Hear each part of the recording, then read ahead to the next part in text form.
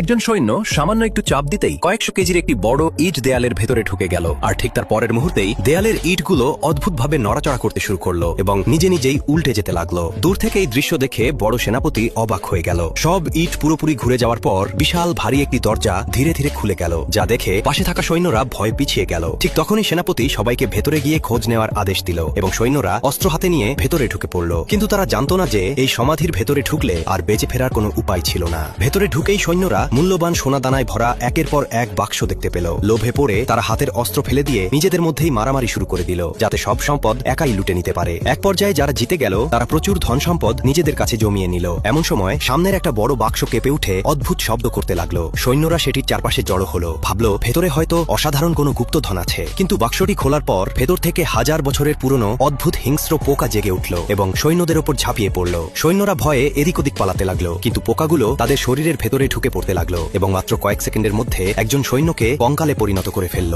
অন্যদিকে বাকি সৈন্যরা অসাবধানতাবশত একটি ফাঁদ সচল করে ফেলল, যার ফলে পায়ের নিচে শক্ত মাটি ভেঙে নিচে একটি গভীর গহ্বর তৈরি হলো। কিন্তু লোভের মাথায় তারা জীবনের ঝুঁকি নিয়ে একটি মইয়ের সাহায্যে ওপারে যাওয়ার চেষ্টা করতে লাগলো। তবে পেছনের একজন বিশেষজ্ঞ সেখানে না গিয়ে নিজের মানচিত্র বের করলো এবং বুদ্ধিমত্তার সাথে সব ফাঁদ এড়িয়ে সরাসরি একটি ফারাও মূর্তির সামনে পৌঁছে গেল। এরপর তিনি নিজের চশমা খুলে আলোর প্রতিফলনের সাহায্যে সূর্যের আলো ফারাও মূর্তির চোখে ফেলল।